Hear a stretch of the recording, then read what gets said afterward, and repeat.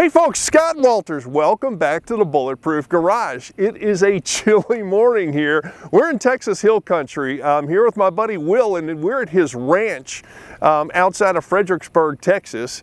And we've got his old tractor here. This is a 1950 Ford 8N that needs a little TLC. All right, so we're gonna go ahead and load it up on a trailer, bring it back to Will's house, and turn some wrenches on it.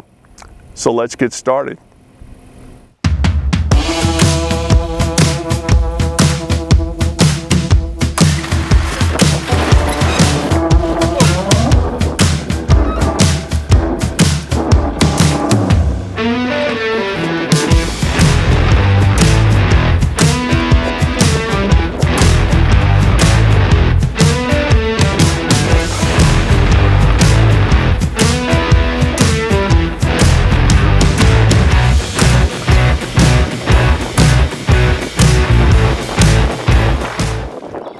Okay, so it's a few days later, and today we're commencing work. So, Will, let's talk about what you figured out in the meantime.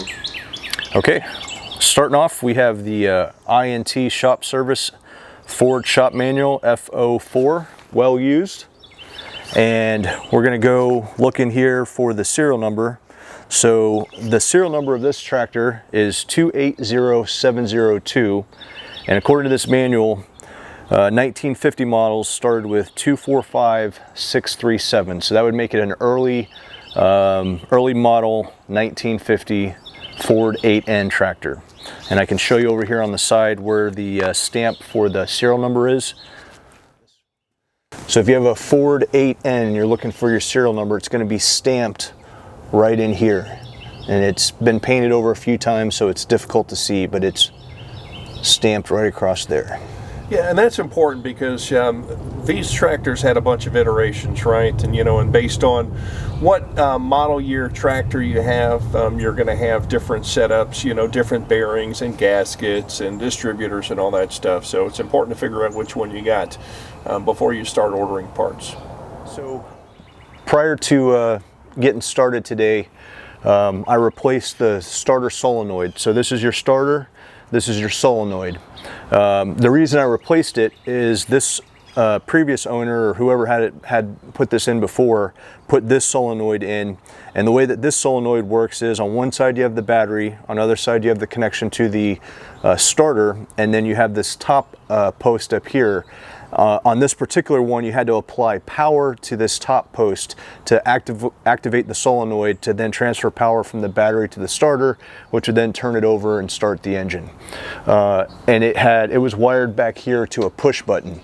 The reason I don't care for that is the tractor could be in gear and started with this push button. So I decided to go back to the factory original push button here, which has a lockout feature where if it's in gear, that button will not depress. But the way it works is it grounds out this wire when it's depressed. So I had to switch it out for this other solenoid that you can't see it because the post is on the back, but there's a wire that runs from the push button here to the post on the back. When that post gets grounded out, it completes the circuit, and the power from the battery flows through the starter and turns over the engine. So these are the old battery cables that we're on. So you can see they're kind of faded, worn out a little bit. There's some corrosion on this is the one that was on the positive side. Terminal here has broken, and didn't really care for it because it had hex screw adjustments both on top and on the sides. So we're going to get rid of this. We're going to go with this style here, the military post style. These are ordered off of Amazon, nothing special, pretty easy to get. This one's going to go on the negative side, so on the post to the negative on the battery, and then grounded to the frame. And these are just 12-inch 2-gauge wires that come prefabricated with the connectors and the shrink wrap on it. Go ahead. So what we're looking at here, this is from top down, looking inside of the battery compartment. This is a 26R2 series battery by Diehard. This is a 12 volt battery. When this was a 6 volt battery, it was flipped the other way because you would ground the positive to the frame and the negative to the starter. But this is been converted to the 12-volt system. So we're going to have the positive battery post over here on this side. This is the left-hand side of the tractor, and this is the negative over here on the right-hand side. So we're going to go ahead and replace this one. You can see it's cracked right here. This terminal is cracked, so we're going to go ahead and take that off. And then if you can see over here on the side where this cable connects to a bolt that's grounded to the frame. Okay, so here's the finished product. This is pretty simple, folks. This is how I prefer to do battery cables, right? Some nice thick cables. So these are 2 gauge, and you've got lugs crimped onto the ends and some heat shrink on them, and military terminals, all right? Easy peasy. All right, so obviously we didn't get any service records with this old tractor, right? So we have no idea how long it's been since the oil's been changed, since the hydraulic slash PTO slash transmission fluid's been flushed. So we're gonna go ahead and do all that now.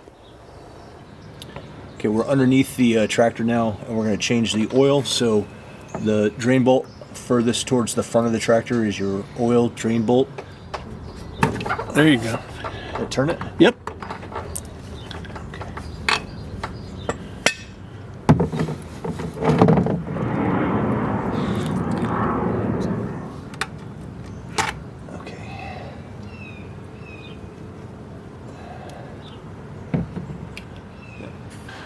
So this is the drain plug that came out of the bottom. You can see it has the square head on it there, and then this wire mesh filter. It's supposed to have a gasket that runs right here. I've got one replacement one that we'll put on there when we reinstall it, but that's what comes out of the bottom. Next, we're going to move over here to the oil filter. So it's a 7/8 inch bolt head on the top. We're going to loosen that, and then we're going to remove the filter.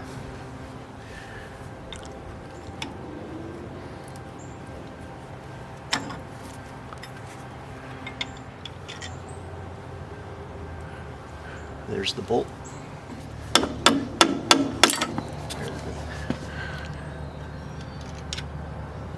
Okay, there's the lid.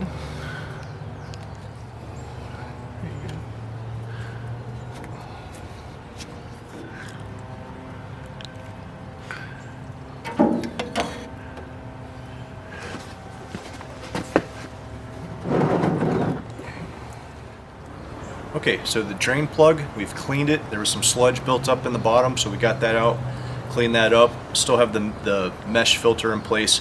Did not have a gasket on it, so we ordered a gasket. We've got a replacement gasket. We'll go ahead and fit that back over here, and then we'll get that reinstalled in the bottom of the tractor.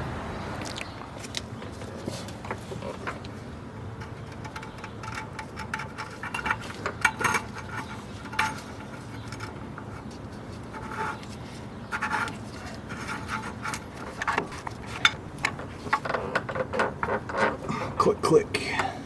All right, German torque, good and tight. Good and tight. Okay, so we've gone ahead and cleaned out this part right here, which is your oil filter container. There was some sludge built up in the bottom, so we were able to get that out, clean up the inside here. Next, we're going to reinstall the oil filter, so that goes back in.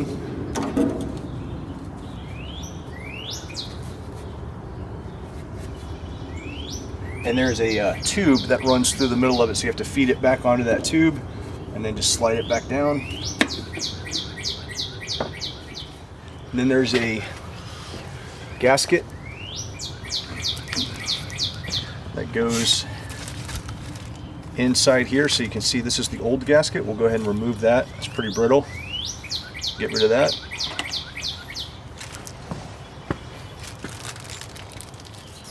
New gasket reinstalled.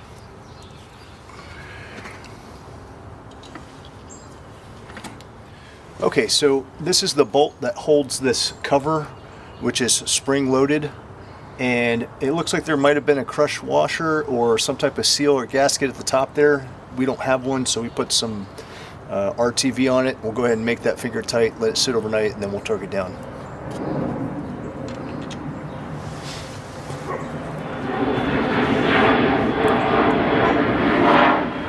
All right, next up, we're going to go ahead and refill. So we've got Rotella 10W30. The reason we're choosing this oil here is the oil pressure is just fine. We checked it both at idle and at full RPM.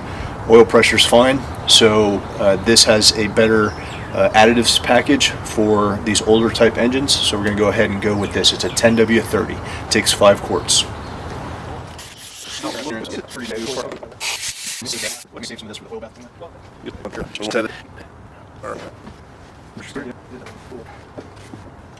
Okay, all 5 quarts are in. We'll go ahead and replace the breather cap and check the oil.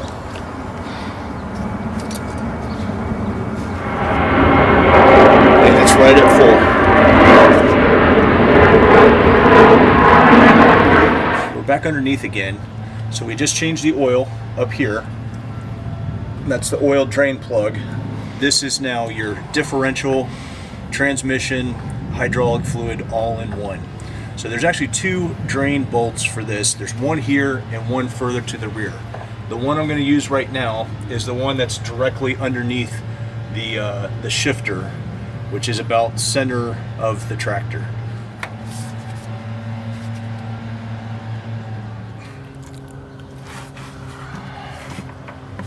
Got it.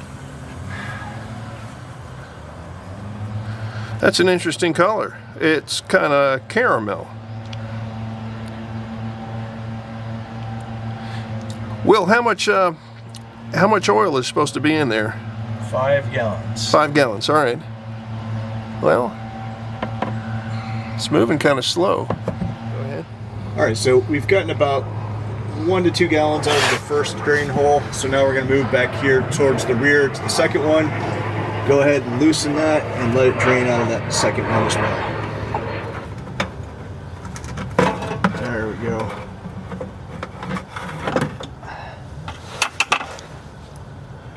Is it the same color? Yeah, it is. And that's flowing nicely. Okay, we're underneath the tractor and we've already pulled the first 2 drain plugs. So the one to the front, this one here, and now there's another drain bolt here. We're gonna go ahead and unscrew that, and that will release the last part of the fluid in the transmission and the hydraulic reservoir here. This is a square-headed bolt.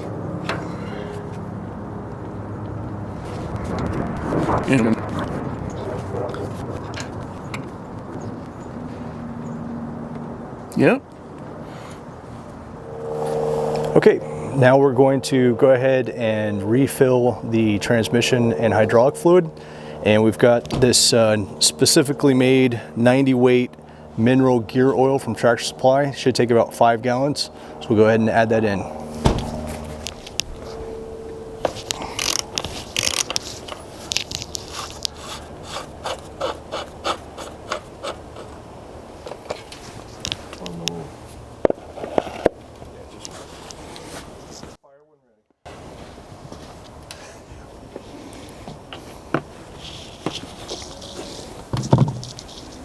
Okay, now we're going to check the level on the dipstick.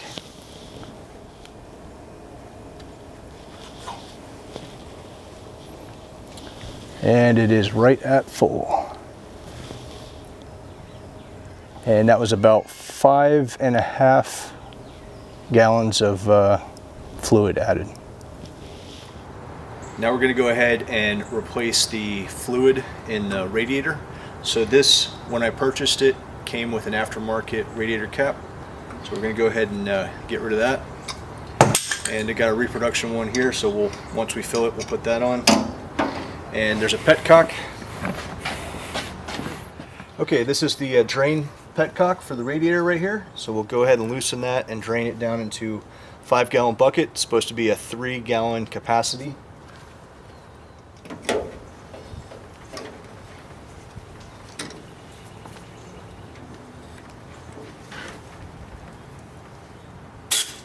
Whoa. That was it. That was it? Yeah. The petcock, the middle of it.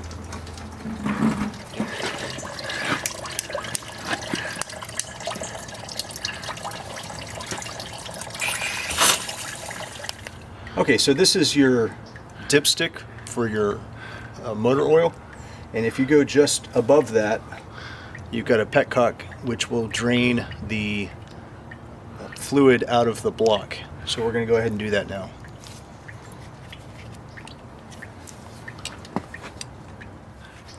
Oh yeah, there you go. Starting to flow.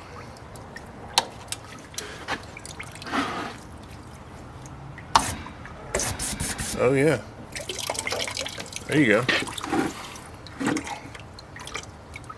All right, we've got some antifreeze.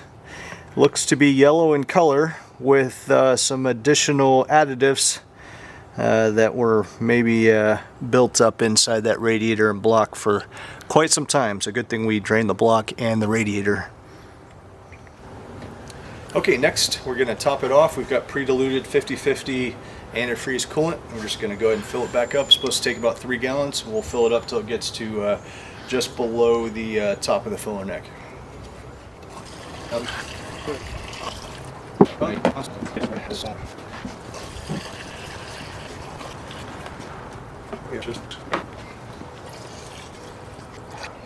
All right, so we had to backtrack a little bit. So after we went ahead and flushed the radiator out and refilled it, you know, the might as well's got us. We said, hey, we might as well change out the hoses and put a new thermostat in it. So that's what we did. Now, some parts have been removed since then, but so we've got a new radiator hose here. That's the upper hose. This is the lower hose. That's new.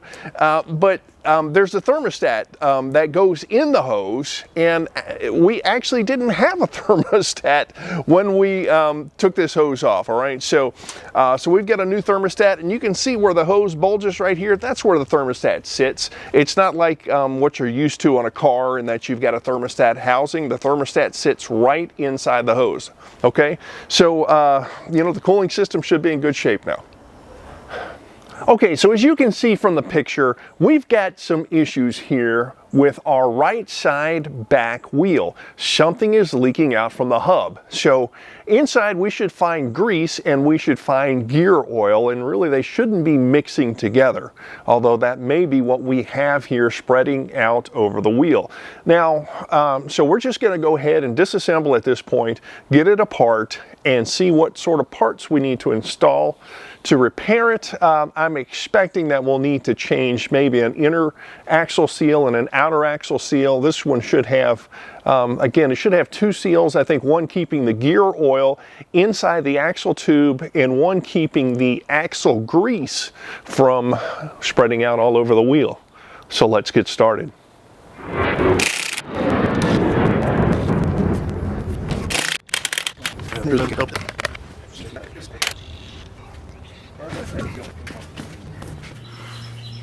Okay, we've got the wheel off. This is the brake drum. We're going to go ahead and slide this off.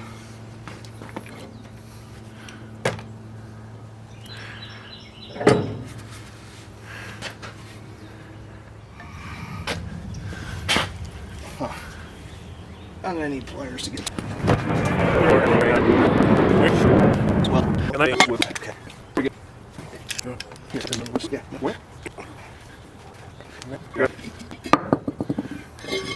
All right, so now we've got a brake drum, and this should be dry, but it's not. So we've got all sorts of grease residue in here.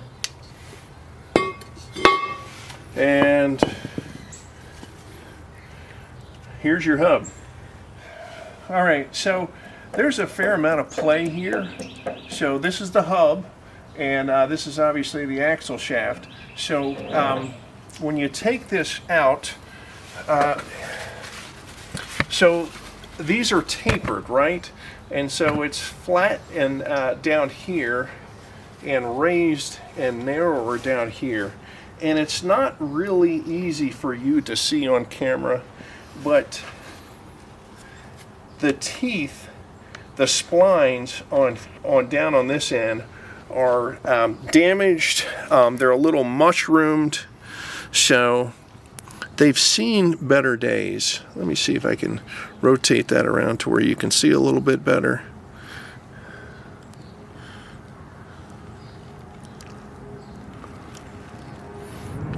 Okay, so bottom line, the hub needs to be replaced, but the axle looks pretty good. I'm assuming that the axle is made of a little bit harder steel than the hub. The hub is going to be sacrificial in that respect, I guess. So, so the axle shaft itself looks good, but time for a new hub. Okay, time to get this all disassembled and get the seal popped out and reinstalled. All right, so let's get going. This is a handy tool for pulling brakes apart. So it's just got a little handle on it and a little hook on the end. I probably paid $5 for it on that Jungle site.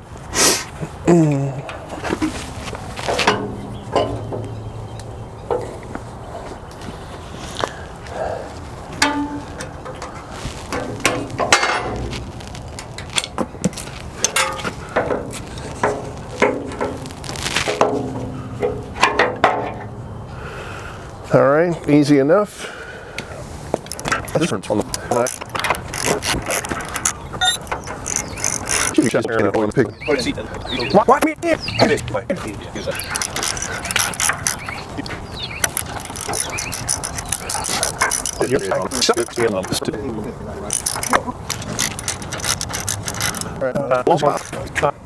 The long bolts go in the back on the top and the bottom. And the short ones go on the front, top and bottom. And otherwise it's studs.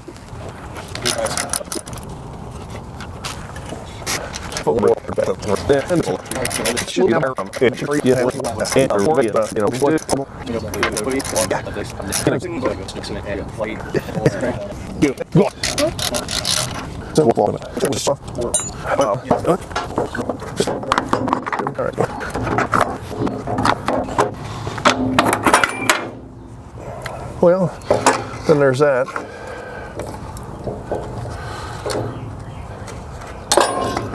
All right. That wasn't really supposed to come out, but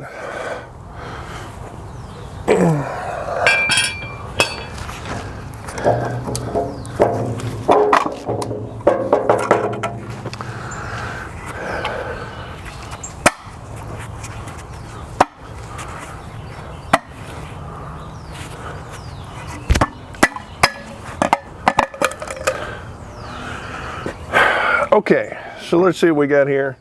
All right, there are some shims here.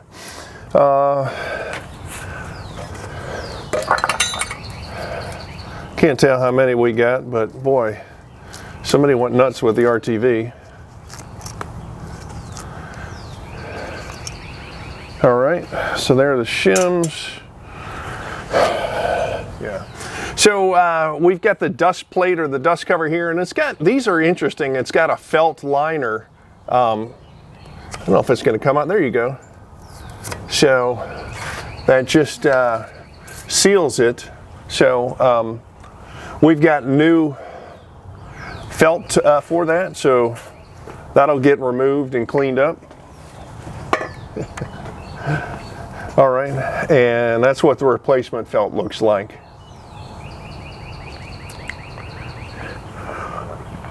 All right, so, oh yeah, you can see there's another shim here.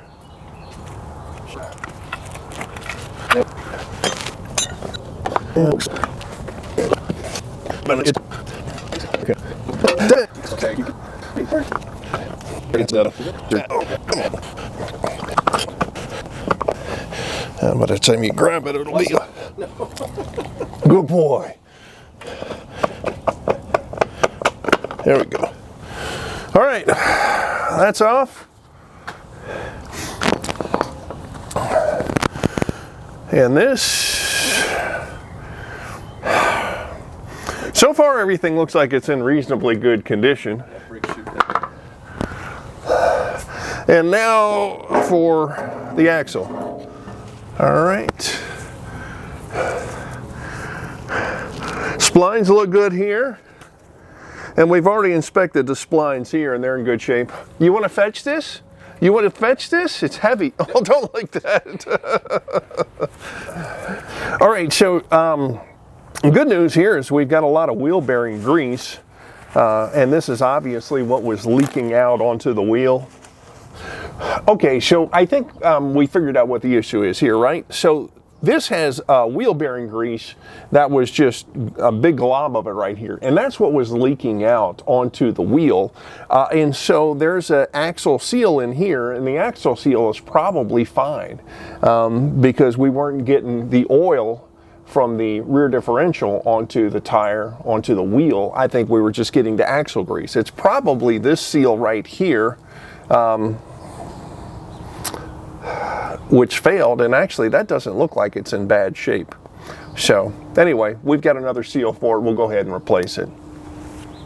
All right, so this is the axle seal, and it looks like somebody installed it with a chisel. It's, you see, I mean, it shouldn't.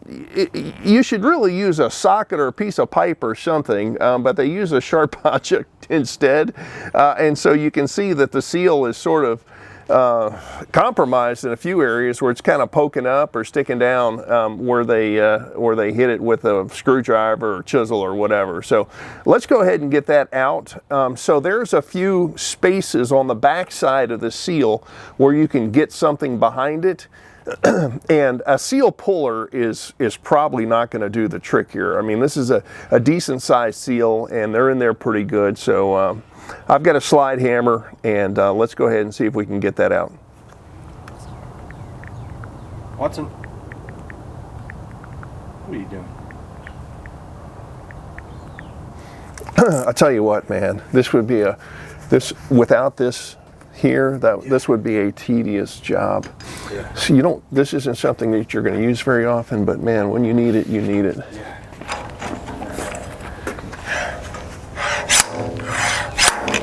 Oh, Shabam. Yeah, that was easy. Coated in RTV. Yep. All right, that wasn't too difficult. So again, what I've got here is a slide hammer with a little hook on the end. Good piece of gear. Seal popped right out. Okay, we've got the axle seal ready right here. So we're going to go ahead and reinstall. It's been in the freezer, so that'll decrease the outside diameter just a little bit and make it easier to drive in.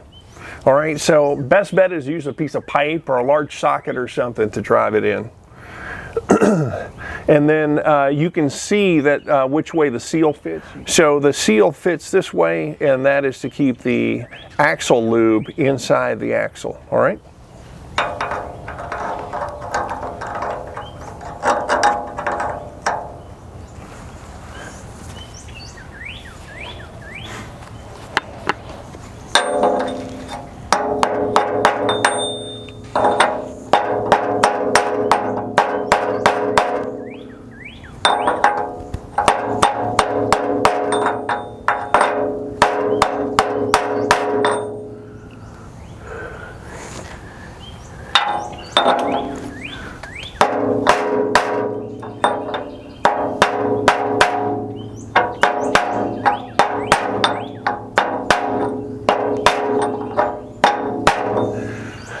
All right, that's in, easy enough. Now I'm just gonna take a little bit of grease and lube this lip right here. All right, a little dab.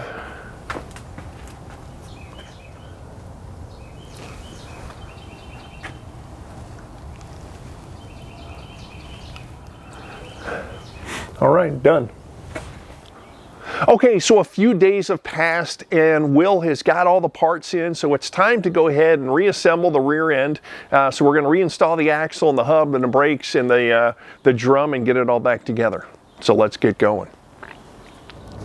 Okay, this is the axle shaft that we've got. The bearing was already on there. The bearing we inspected, the bearing is good. Hey, we're filming here!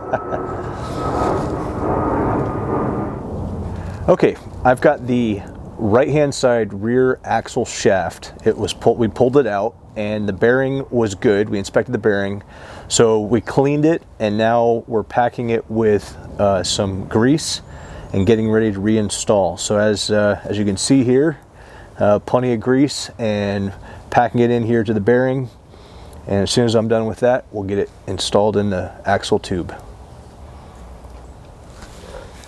So getting the axle, the new axle grease into the bearing with it already on the shaft here is not, it's not like you typically do it when you have the bearing in your hand and you kind of use your palm to pack it in. It's a little bit difficult. So got the grease kind of around the backside here, and then I'm just using my palm to push it forward into the bearing. And then once I get it all the way through, you'll see it starting to protrude out the front there. But it's a little messy. Okay, we've got some axle grease here, and we're putting it in the housing. That's going to help with the bearing, the axle bearing. So went ahead and added some extra grease there. I'll have to clean up the mating surface here before we start installing the rest of it. Next up, we'll insert the axle shaft in the axle tube.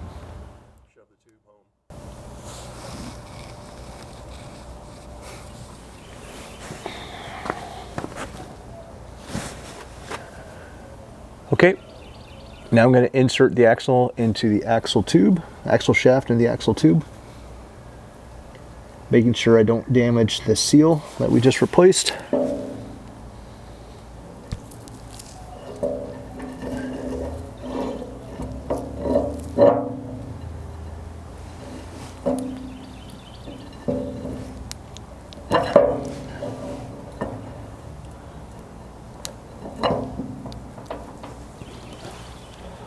I think that's it.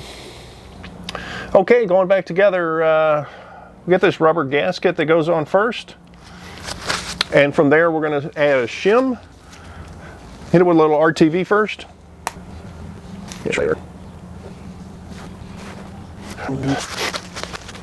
Sure.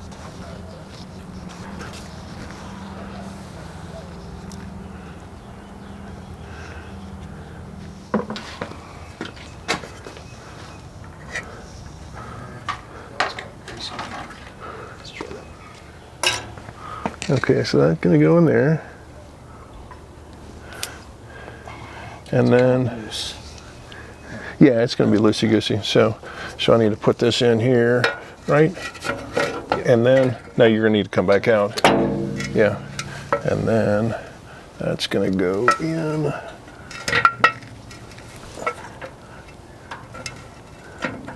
Like so. And so, yep. All right, that goes through, that goes through. Everything's copacetic. Okay, so you see we've got the backing plate on. One thing you want to make sure you do is you get the brake lever installed before you get everything buttoned up. Otherwise, you'll be redoing it. All right, now the bearing retainer's going in.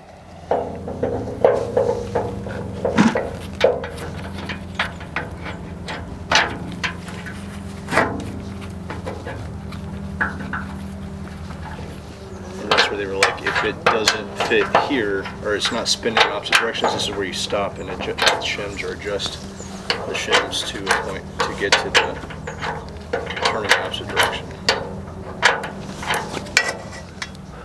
All right, so now Will is going to the other wheel, and he's going to rotate the wheel. He's going to rotate the hub forward. And in theory, this one should spin to the rear, which it did, okay? So that means that your differential is working and that the axle shafts are not touching each other. Because if the axle shafts are touching each other, then they're both going to rotate in the same direction, and that means you need to add more shims, all right? So we're good at this point. All right, next up we've got this, it's a bracket of some sort. So this one goes on next.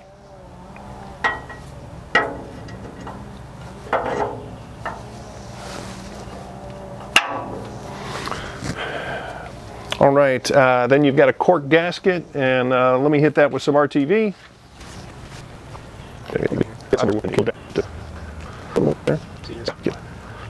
All right, cork gasket, RTV on both sides. All right, here we go here. For a little seal retainer. That's what you got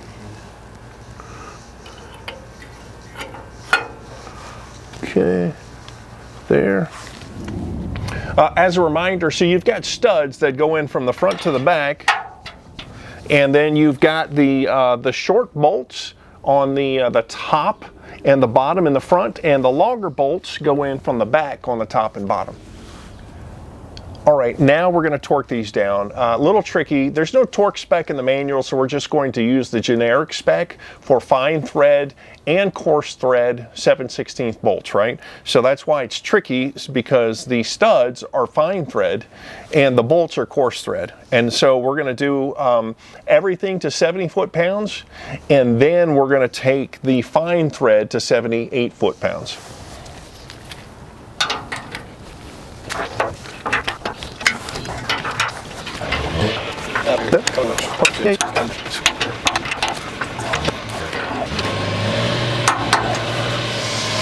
All right, now 78 foot-pounds.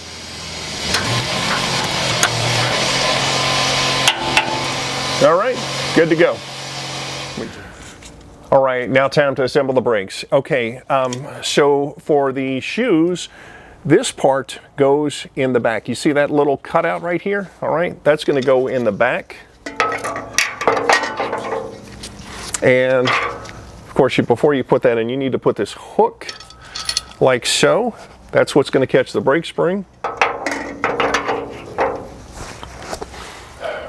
Okay, as a reminder, we're working on the right side brakes right now. It's actually oriented a little different. If I recall correctly, the adjuster is upside down on one side, right side up on the other side, I believe. And on the right side, you've only got two springs, all right? You've got the orange spring and the green spring. On the left side, you've got the orange spring, a green spring, and a black spring, all right? I don't know why, but we're going with what the manual says. All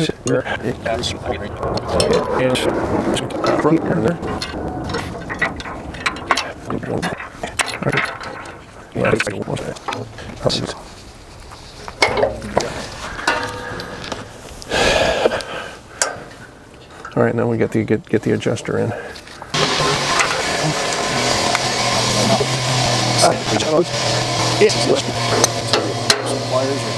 There it goes. Yep. All right. That's it. And now we just got to, we'll need to adjust them. All right, now going on with the hub.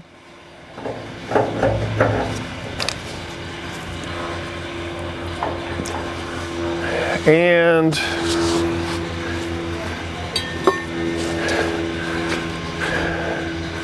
going on with the drum now.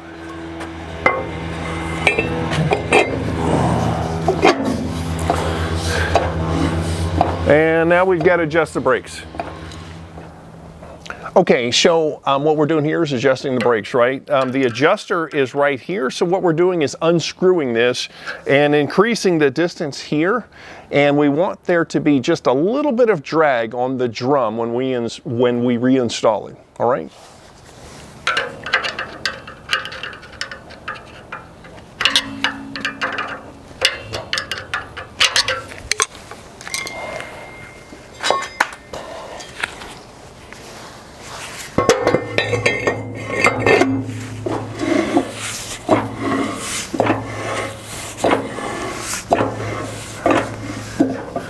Maybe just a little bit more.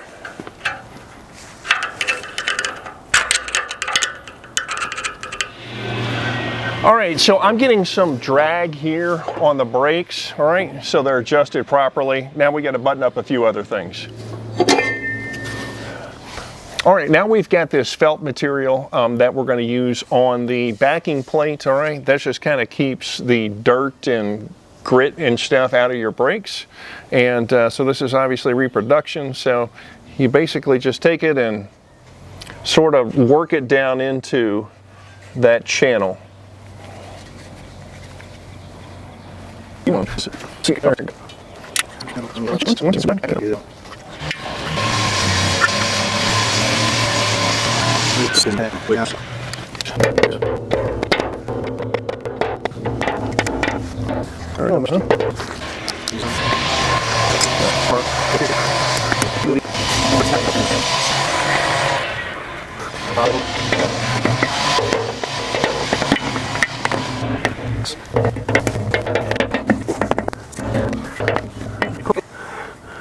enough for government work. All right, so the felt is in place. All right, so and the brakes are adjusted, so now we can go ahead and get the drum on. And it takes a little bit of effort to get the drum over the felt initially.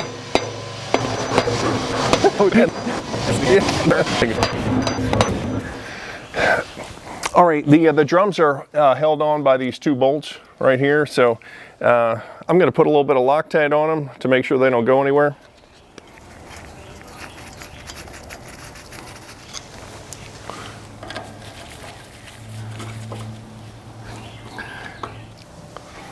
All right, now going back on with the washer and the axle nut.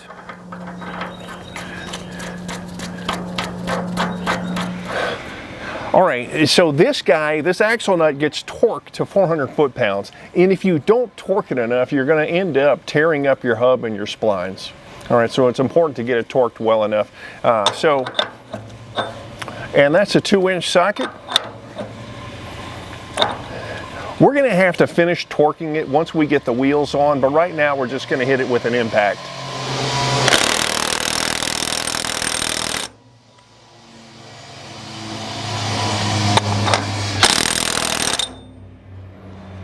I want to line that up.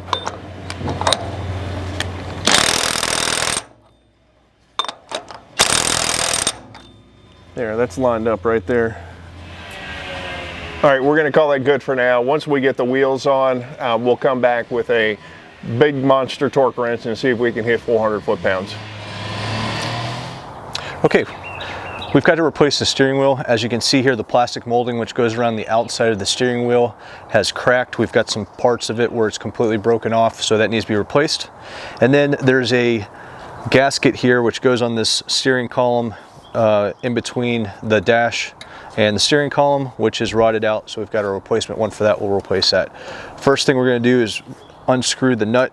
There's a nut and a washer. Going to remove those. And we've got a puller.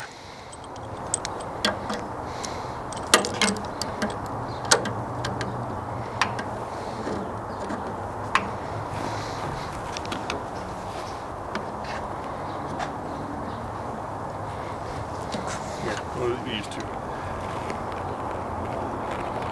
Yeah, it's getting, I don't know how to fix that. Hold on, they're all on? Let's try and reposition a little bit and try again.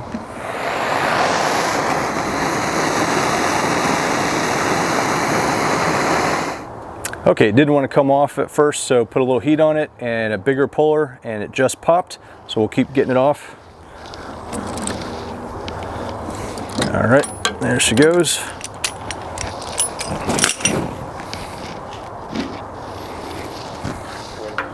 Okay, we've got this new steering wheel in place. We'll go ahead and put the washer and the nut. Probably end up going back and painting these later.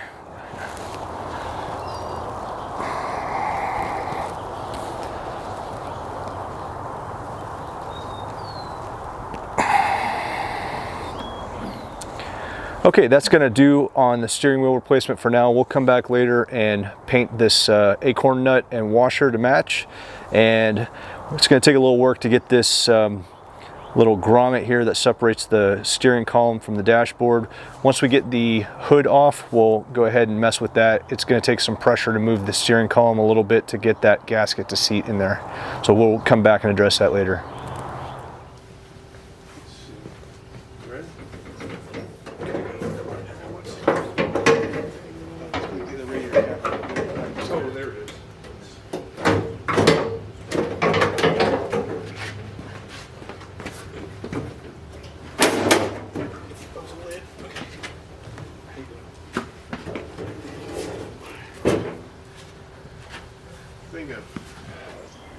All right, folks, that is it for this episode, all right? But as you can see, we've got a lot of content left coming. And look, before I forget, if you are thinking about, I'm talking to you, if you're thinking about restoring something like an old truck or an old muscle car, why don't you pick up one of these and restore it, all right? Because you are going to learn a lot, all right? These are simple machines. There's not a whole lot going on here. It's not like you got to fully restore an interior and you've got 3 different wiring harnesses to deal with, all right? They're simple, parts are inexpensive, the tractors are inexpensive, and there's a lot of knowledge out there on the interwebs, all right? So give that some thought. Okay, so again, thanks for watching. I really appreciate it. And before you sign off, 3 things I got for you. 1, please hit the thumbs up or the like button down below. Doesn't cost you a penny and it helps out the channel. Number 2, please subscribe to the channel, all right? That'll help you get notifications when we've got more content coming.